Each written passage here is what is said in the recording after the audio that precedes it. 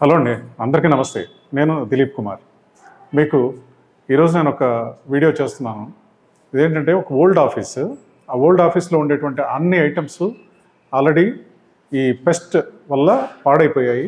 అంటే దాదాపుగా ఒక 15-20 ఇయర్స్ బ్యాక్ చేసినటువంటి ఇంటీరియర్స్ తోటి ఉన్న ఒక ఫ్లాట్ ఇది.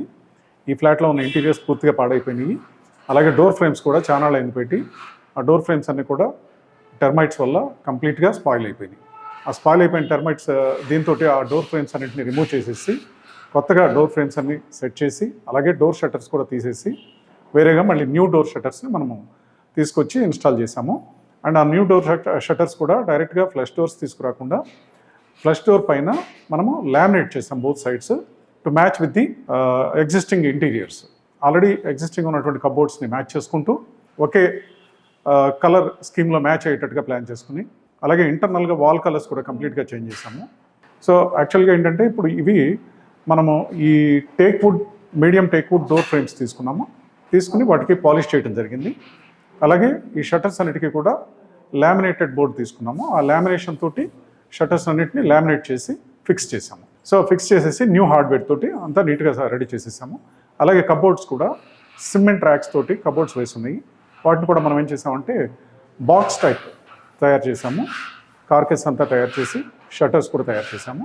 ఇక్కడ ఏంటంటే లాక్ ప్రొవిజన్ అనేది ఇంపార్టెంట్ ఉంది కనుక ఆ లాకింగ్ ప్రొవిజన్ కోసం అని చెప్పని సైడ్ ఓపెన్ షట్టర్స్ తోటి అది ప్లాన్ చేసి చేయటం జరిగింది.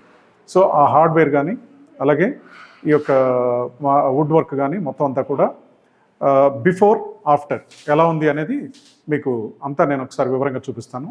అలాగే ఒక బాత్రూమ్ కూడా కంప్లీట్గా ఉన్న టైల్స్, ఎగ్జిస్టింగ్ టైల్స్ మొత్తం రిమూవ్ చేసేసి వాటిలో ఉండేటువంటి ఆ ఫిట్టింగ్స్ అన్ని, శానిటరీ మరియు స్వీపీ ఫిట్టింగ్స్ అన్నీ కూడా already change everything in that bathroom. అది కూడా నేను మీకు ఒకసారి చూపిస్తాను.